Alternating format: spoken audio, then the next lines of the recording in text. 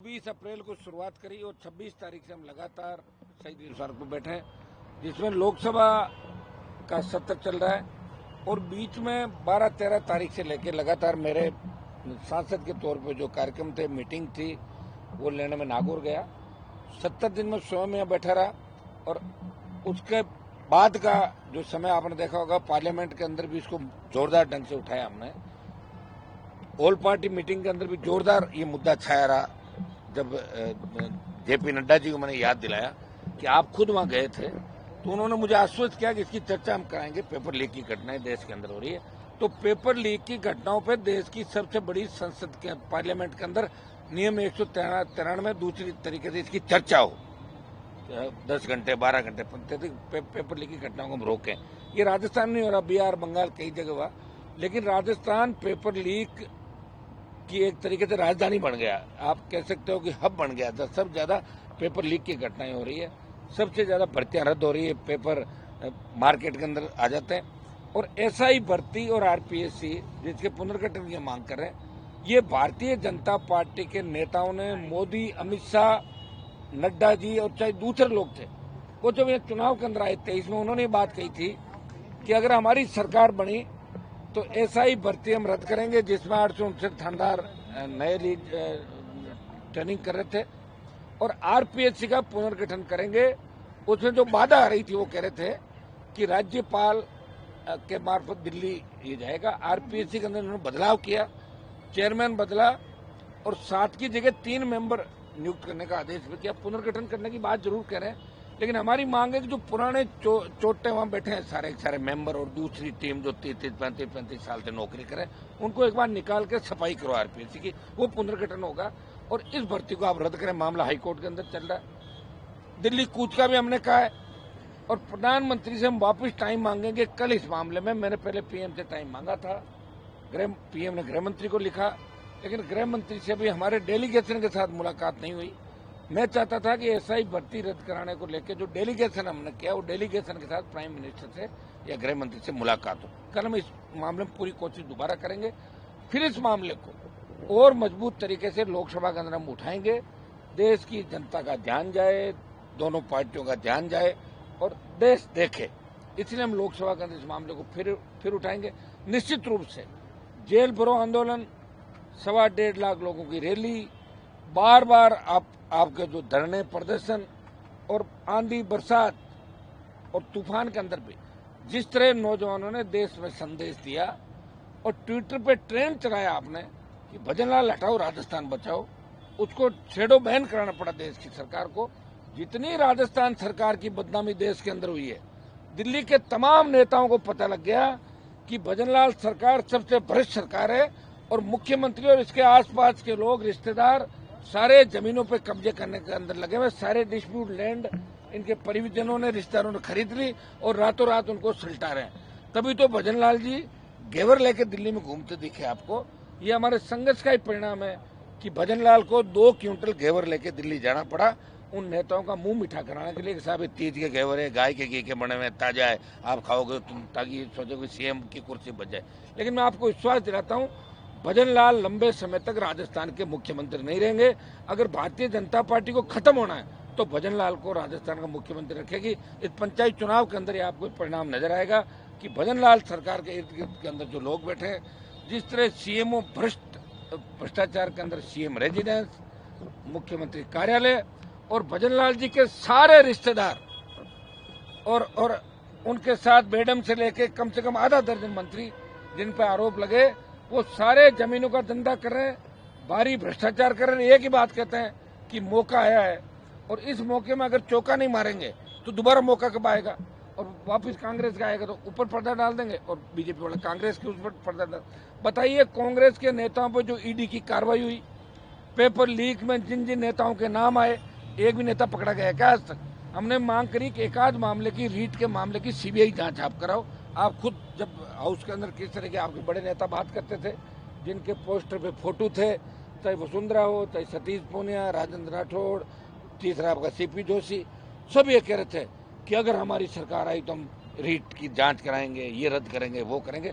राजस्थान का जवान और राजस्थान की जनता सवाल पूछ रही है कि भारतीय जनता पार्टी के नेताओं की जुबान पे ताला कैसे लग गया, इन नेताओं के जंग कैसे लग गई, ये अपनी बात से बदल कैसे गए, क्या मिला जुली का खेल चल रहा है, ये राजस्थान का आम आवाम जानना चाहता है।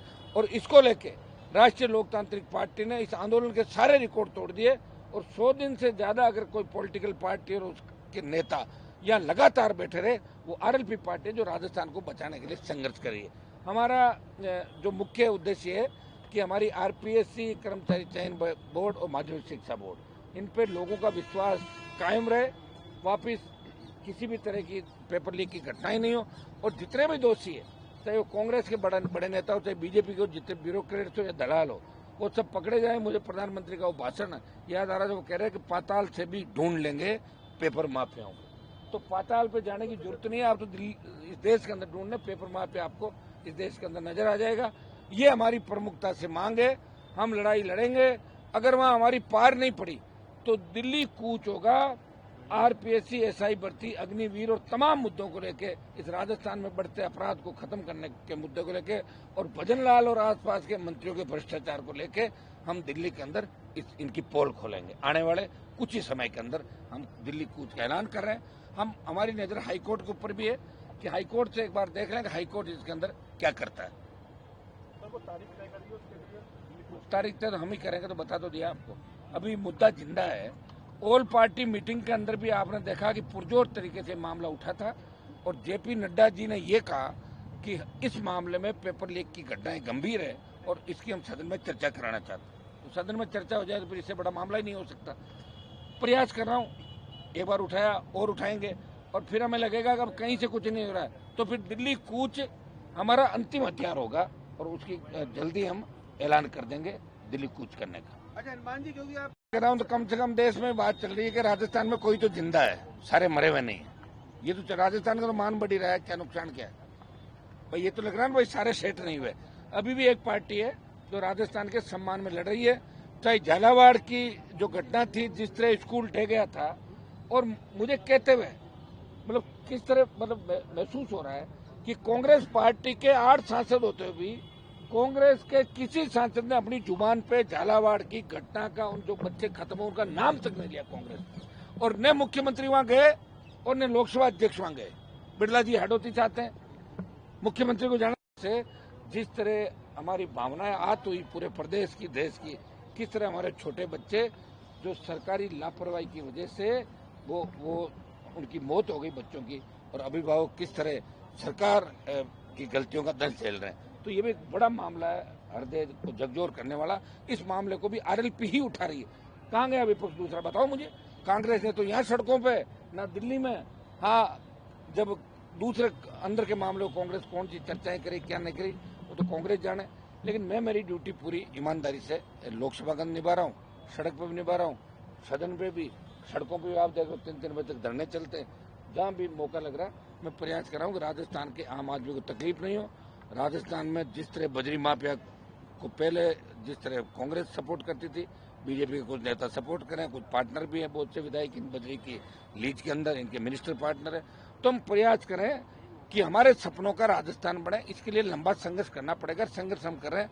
देखिए 100 दिन निकल गए, चिंता नहीं करें, काफी बदलाव भी हुए और बड़े बदलाव आने वाले समय के अंदर। हमने कहा गौरव श्रीवास्तव लीकर और बजरी का धंधा करता है, भाग गया सीएम, मुझे भगाया कि नहीं भगाया। हम ये कह रहे हैं कि भर्तियां रद्द होगी, नहीं होगी तो दिल्ली में उनको चैन से नहीं बैठने देंगे। ये मैं आपको विश्वास दिलाता हूँ।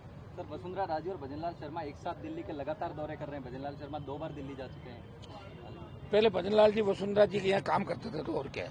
पहले जब वो सीएम थी तो भजनलाल को जानती नहीं थी, वो बार बार नमस्ते करते थे। वो कह रहे क्या है बताएं कौन कैसा, मैं भजनलाल अंदर रहता हूँ। तो अब वसुंधरा का समय खराब आ गया तो भजनलाल दौरे तो क्या इससे घेवर वगैरह मंगाए होंगे उन्होंने वापस। नहीं, दोनों एक साथ कर रहे हैं। ना वो तो घेवर उस समय क्या 2 क्विंटल ले गए थे, घेवर कम पड़ गए तो 1-2 क्विंटल घेवर और मंगा वापिस लेके आए घेवर। इनके तो तेल जल रहा है तो जनता का तो है नहीं, हेलीकॉप्टर लेके आ जाओ, हवाई जहाज। इसको कौन सीरियस लेता भजनलाल को।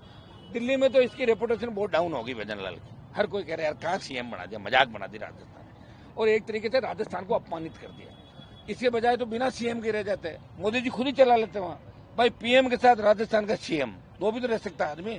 कई बार एडिशनल चार्ज नहीं देते किसी को, और कई व्यक्ति 3-3 चार्ज रखता है। इतना बड़ा हमारा अपमान कि एक नौसिखिए व्यक्ति को जो दिन में 10 बार गलत बोलता है और जिसका पूरा परिवार प्रॉपर्टी डीलिंग का धंधा करता है, जिसके साले से लेके बेटे से लेके सारे लोग जमीनों जो विवादित जमीनें उनमें इन्वॉल्व है, ऐसे व्यक्ति को राजस्थान में बिठा दिया। मैं कह रहा हूँ समय रहता अगर इसको नहीं हटाया तो भारतीय जनता पार्टी राजस्थान में खत्म हो जाएगी, इतना ही मैं कह सकता हूँ। कल मैं जाऊंगा वहां पे, उस मामले को भी उठाएंगे। देखिए सब जगह यही हो रहा है, लाठी और गोली के बल पर ही सरकार चल, ईडी सीबीआई लाठी गोली। और मैं उनको धन्यवाद दूंगा बच्चों को और शिक्षकों को कि वो अपने हक की लड़ाई लड़ रहे हैं, और हक की लड़ाई लड़ते लड़ते लोगों ने बलिदान भी दे दिया। अगर भगत सिंह जी नहीं होते, बहुत से क्रांतिकारी नहीं होते तो देश आजाद नहीं होता। अगर वो ये सोच लेते कि हम कौन से राज करेंगे, राज तो नेहरू को मिला था, तो फिर हमें आजादी नहीं मिलती। इसलिए लड़ना पड़ेगा।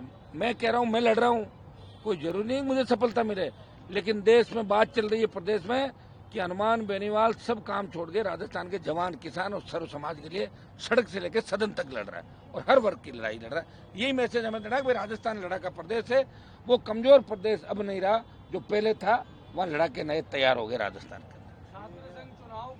हमने तो बहुत छात्र संघ चुनाव के लिए मैं तो मेरा बहुत समय खराब किया। छात्रों ने हवा निकाल दी थी उस समय, उससे मेरा बहुत नुकसान भी हुआ।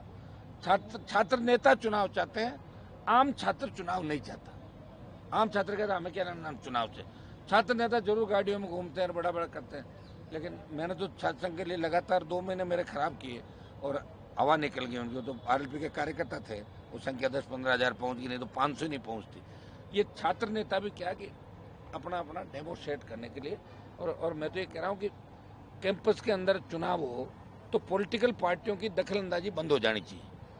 कांग्रेस बीजेपी के नेताओं के प्रणाम करके, और वो अगर नया यूथ नेता बनना चाहता है तो वो लीडरशिप नहीं मिल सकती, क्यों तो सारे 90% चोर है। जब चोर की वो पूजा करके उसके जयकारे लगा के आगे बढ़ना चाहेंगे तो चोरों के जयकारे लगा के कोई नई क्रांति नहीं आ सकती। तो शासन चुनाव में पॉलिटिकल पार्टियों को हस्तक्षेप नहीं करना चाहिए, ये मेरी निजी राय है।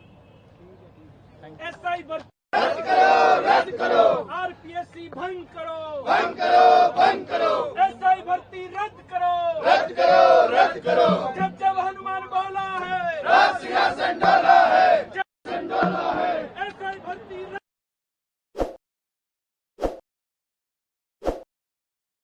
ताज़ा खबरों के लिए विजिट करें द फैक्ट इंडिया की वेबसाइट और डाउनलोड करें द फैक्ट इंडिया ऐप।